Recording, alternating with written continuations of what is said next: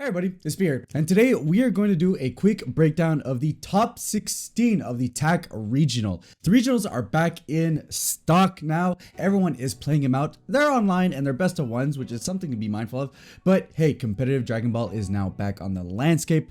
On an official status, there have been a bunch of amazing TOs that have been trying to keep the game alive on their own front, but now we have a circuit that's back that leads into nationals that will eventually lead into worlds, which is super exciting. With that said, guys, I'd love for you guys to let me know in the comments if you guys want me to do top 16 breakdowns, if you like these type of videos from me. I know we have Joey from Crossroad TCG that does it. We have Eggman on my team's front that does it.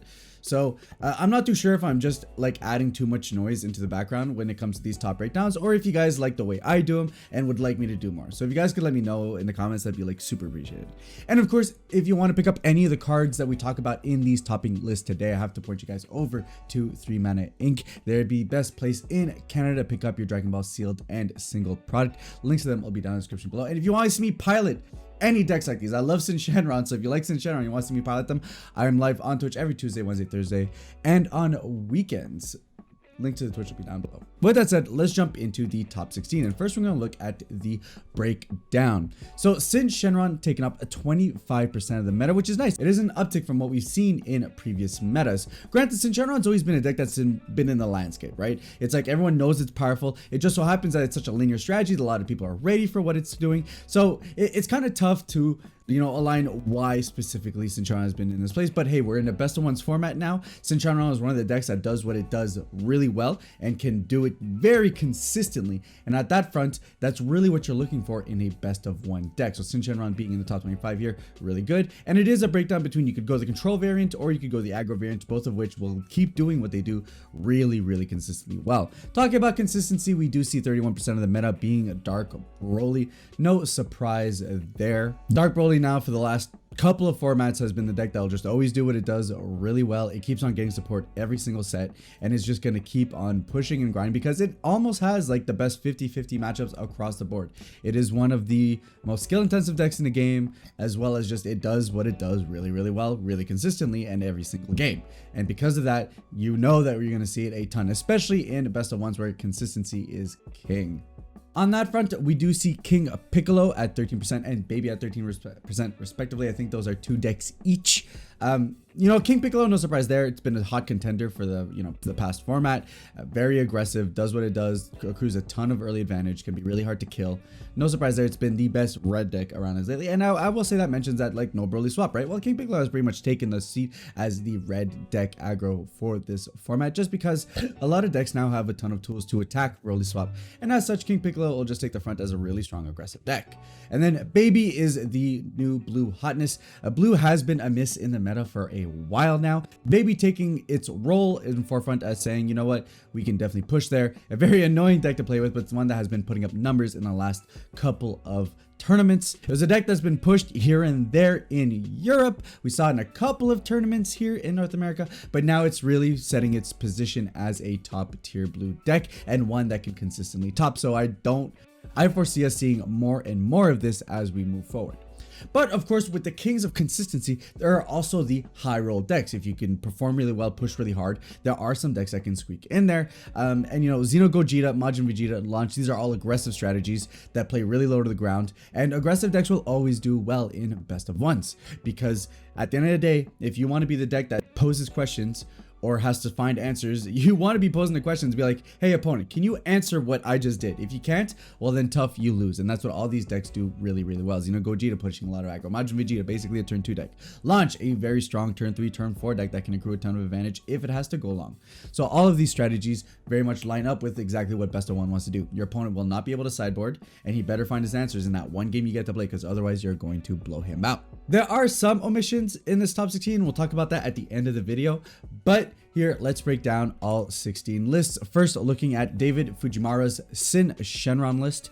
Now, we see a lot of this pan Great Ape Whisper in these lists, really pushes that aggro. You can get a restand of any of your powerful triple strikers, your quad strike if you got Celzino on board somehow with that front. So there's a lot of things that this deck can do aggressively, and it leans very low to the ground. We can see Cooler really pushing for that motif, but we do have access to some really strong defensive cards still because we are a yellow leader. Primarily in the form of Final Flash, we do have Hey Shenron, which can form as some removal.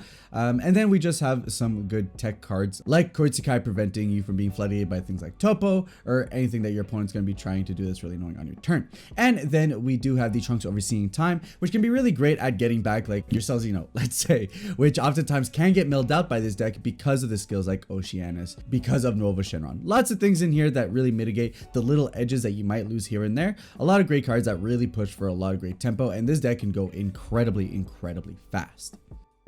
Moving over to second, we do have Aiden Altix Dark Broly here running the Piccolo Unison.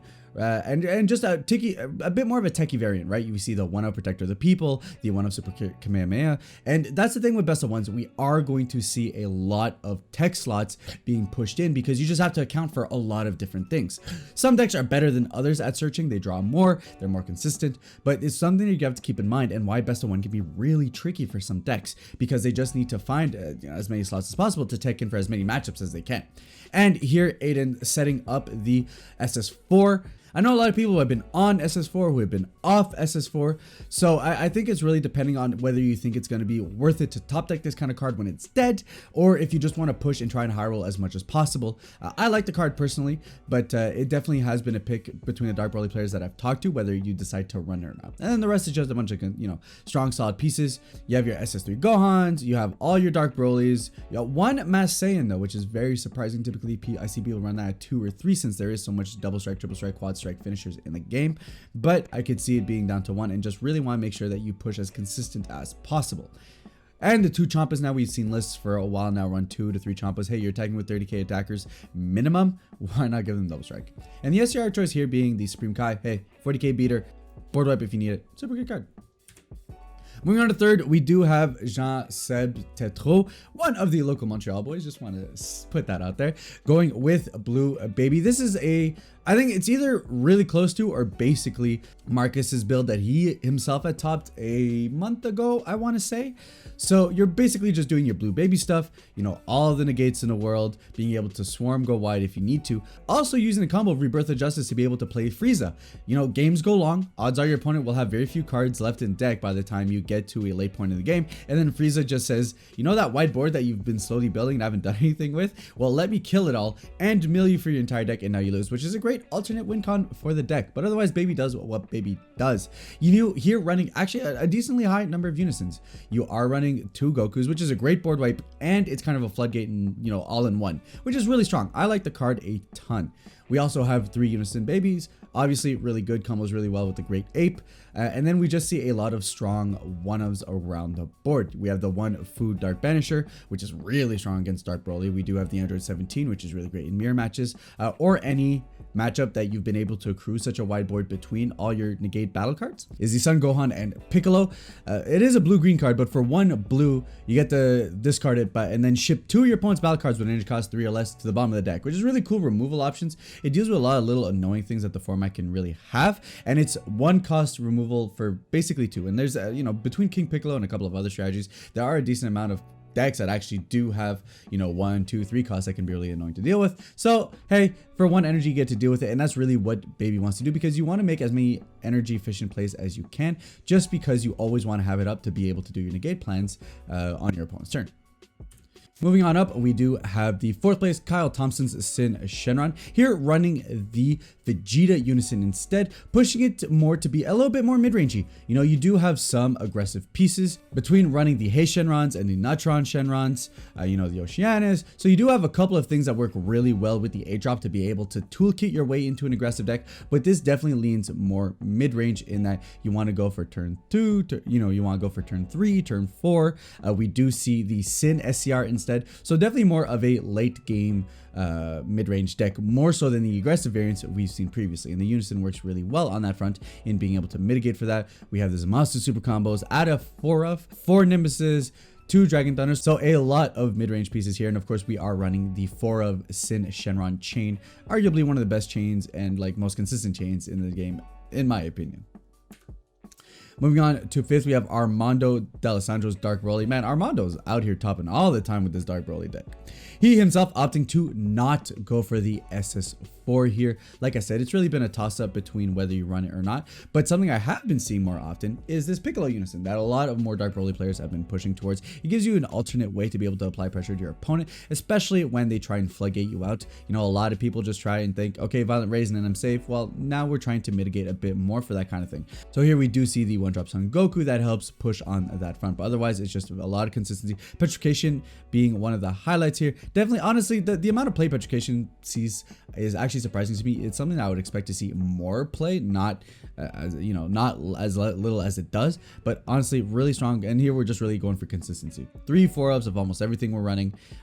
3 Black Mass Saiyans, which is kind of what I was more expecting to say. I think 3 is pretty much the number everyone's solidified on, but that's really where your variances are going to be when it comes to this deck between the Dark Broly pilots. You know, SS4, how do they feel about it? How do they feel about Mass Saiyan? How do they feel about a couple of the text cards? And how do they feel about the Unisons? Then moving on to 6th place, Michael Cooper. Is Michael Cooper ever not going to top with a green deck? So Majin Vegeta here, the Son Gohan of the best of 1 format at this point. If you want the vibe of playing Son Gohan without being able to play Son Gohan because he's banned in best of 1s, hey, Majin Vegeta does a pretty good imitation. So of course, just green consistency across the board. We're running the Majin Vegeta pieces that keep on attacking. They have Servant, you rip your life. Then there's the 3 cost that restands himself if your opponent negates, which means you're going to get 2 attacks with him. And then just strong consistency pieces from there. Also, Demigra, great unison that feels mid-rangey, but is actually crazy aggressive, right? Because first, it forces your opponent to, whether they deal with the unison or you're going to be able to take your life and get to that early awakening. And it sets up your Friezas, which gives you an extra body to just beat with, which is super strong. And in itself is a 15k attacker on your turn, which is super good and allows you to play things like Dormant Potential in case you need to survive an extra turn or 2 because you weren't able to finish off the aggro on like turn 2, let's say. We round out these strong aggro pieces with things like Son Gohan, where if you're at a low life total, you get to play him for cheap. He's like a double striker, so very solid there. And then we do have some of our consistency black cards. SS4 Bardock, obviously nutty for aggro dual attack, is really good in this format. Being able to attack for multiple attacks as opposed to big double triple strikes is actually way more favorable at the moment in the meta most of the time, just because of the tools a lot of decks have to deal with. So on that front, super strong card. Of course, we have Kai here. Protects your leader for really cheap. This is a 40k beater, why wouldn't you? And we do have another Koitsukai to be able to protect against floodgates and stuff. Moving on to 7th, we have Robert DeCoste's Dark Broly deck. And here we have a pretty standard list, opting to run the 4 of Gravies as opposed to other decks, which is an interesting choice. And then no SS4 here. But for the most part, we just have a typical list. You're running nearly a playset of all your Dark Brolys. We have been seeing some lists cut on the blocker. So I think at that point, it's just really a flavor pick on which one you'd rather. Not rather running 4 Demigras. I like the 4 Demigras. I think it's a really strong card. I think you can apply a lot of pressure. And already in a deck that doesn't need to play its energy, just having energy plays is really solid for the deck. Moving on to 8th place, your top 8 finisher is Dominic Torres with red green launch. Super consistent strategy. We've been seeing it since the inception of the deck. Really powerful. Utilizing Piccolo Jr. alongside SS Gogeta to be able to burn your opponent for 2, draw you 2 cards, accrue a bunch of value, and swing in for a huge double strike attack. It's really tough to be able to punch launch in the face with how much she's able to combo, how much she's able to draw cards and accrue value. And here we see some interesting tech. We do run Assimilate, which allows us to go find our Piccolo Jr., which is really nice. Definitely the hallmark card of the deck. So being able to basically have 6 copies of the card is really good. We are running 2 Kakunsas, which is cool, right? It's a negate that also is board removal. It's a 20k beater after that, which feeding into your Piccolo turns them to like a 36k, which is really sweet. So just generally, nothing too crazy here. What we've always seen, run the Bardocks, which means we run the Beerus's because it's basically a free body. The Arrival Suite is interesting though. We do only see 1 Unraving Son Goku and opting for the 4 SS4 Gijis, but I think that's a fine call. We have seen the meta slowly shift towards these lower cost battle card decks like King Piccolo, so having Gogeta here as a tech is really solid. Not as good against, Dark Broly, but at the end of the day, you can just kind of punch Dark Broly in the mouth and kind of get there regardless. So In that place, we have another Dark Broly William Lawson's variant on it here, opting to run 2 unisons. However, the SCR of choice here, the Heroine SCR, which is really interesting. I mean, it can be played in any deck. It can be really powerful and swingy. And here, opting to run Heartfelt Plea. So not too much tech here from what we're seeing. We do see the 2 petrifications, the 3 power burst, which even power burst has been a card that I think a lot of people have been on off depending on who you're talking to. But here we're basically seeing a pretty standard list aside from the SCR. Moving into 10th, we have the second baby by JT Jenkins. Here, taking it a bit more black, which is really interesting. So we see Kami, we see Max Power Kamehameha, which is a nice removal options in the deck. We do see Fu to round out the finishers. And here we are not seeing the blue-red package, right? There's no Frieza to mill out your opponent. Here, really, you're trying to swarm the board, and then you're trying to close out game by doing like a big, powerful Fu or going in with a baby. Also, on the unison front, here we just have a 4 of baby, which is interesting. Most decks I've seen, I've committed to just playing baby. I've played 3 just because baby is not a play you do on turn 3 in baby. I mean, that can get confusing. The unison is not a turn 3 play for the deck usually because you can't afford to be tapped out. It's closer to a turn 4 play, a turn 5 play, depending on how you're able to round out your energy. And then we do see 2 SS4s, which again, it's a floodgate, it's a board wipe, really solid card. And then just rounding out with a suite of negates. Also notable is the UI Goku. You know, a super powerful card back in the day, still a powerful card today. There's a lot that the card hits, and the fact that it has 2 counter windows makes it a really versatile card. So definitely something to keep considering if it's a card you'd be interested in playing in the future. I think it's really solid. It can hit a lot. Moving into Dark Broly, the 11th place Daniel Alvarez Linares deck. Here, opting to go for 1 Heartfelt Plea, so kind of cutting the difference and saying, if I see it, great, but if I don't see it, oh well, and really leaning more to try and high roll. We do see Kami in the deck, which is really interesting, you know, trying to mitigate it against your opponent's board. And it makes sense, right? I mean, your bodies are too big to be dealt with Kami anyways, but your opponents probably aren't. And against King Piccolo in a deck that can like build a really astounding board, you can put them into a really awkward position where they build a really big board, and you don't have much to do with your energy anyways, so you can just play a Kami, board wipe them afterwards, and be in a really strong position afterwards. So I really don't hate the tech in the deck. Otherwise, pretty standard fare, nothing too crazy. A bunch of your Dark Brolys. We have some double strikers, we have some gravies here, some unisons, and of course the Kaya CR to round out the deck.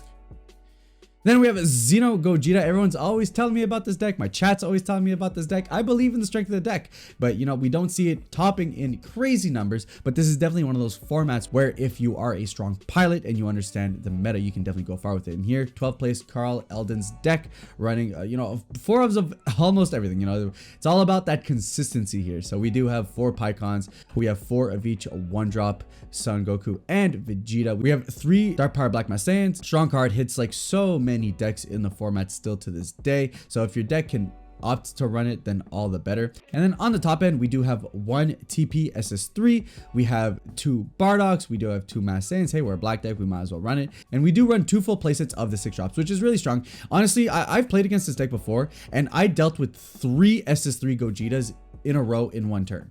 Like the amount of consistency that this deck can push out the aggro when you deal with their battle cards is absolutely insane. And then of course we round out the deck with some strong overwhelms in the form of Trunks, as well as just double strikers to be able to close out games with any of our beefy battle cards that do end up getting in there for damage. You know, we run the Kaya CR, that's 50k double strike if you do it with the Hidden Supreme Kai. If you do it with SS4 Bardock, you're swinging for 35. So a lot of big chunky bodies to be able to get there if that's what the deck is asking for at that given time.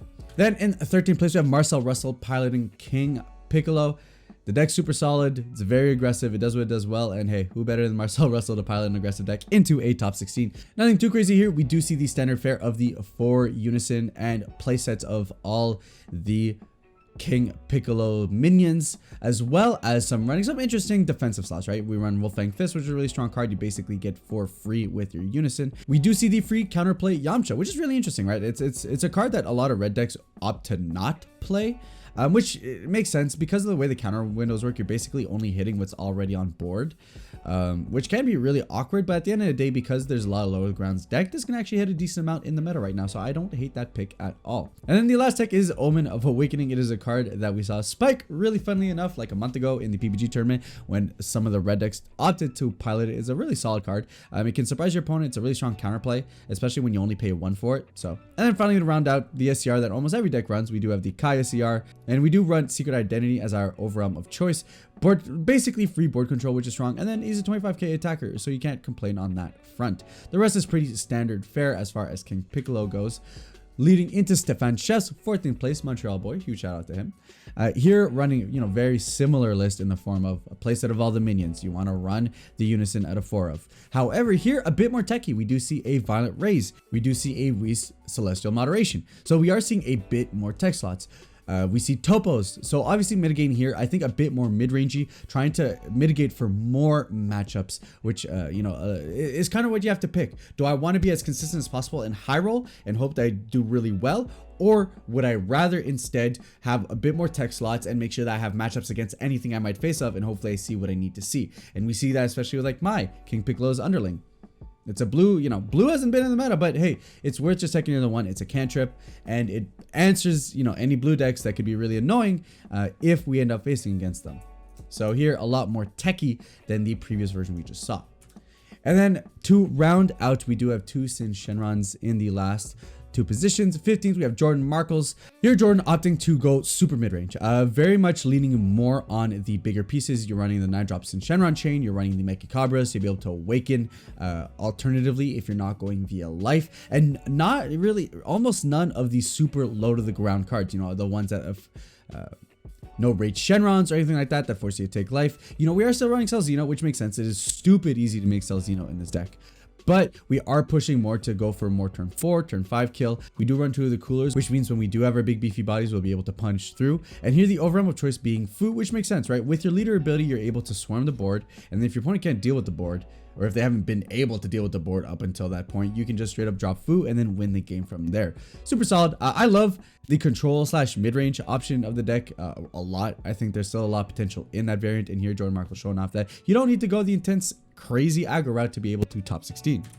And to close out top 16, we have Jacob Hebel's list. This one leaning more on the aggression, you can tell just by seeing the Pan Great Whispers here and seeing more of these low to the ground Shenrons. We have Rage Shenron, we have Naturon Shenron, so a lot of things that give you double strike, dual attack, a lot of things that allow you to apply a lot of pressure with your 8-drop. We also see 3 of the TPs. It's a really cheap triple striker. It can sneak in there when your opponent has used up all his defenses on your other bodies that you've been able to push with. First, we see Cell Xeno here, but we do run a couple of defensive options. We run 3 Nimbuses.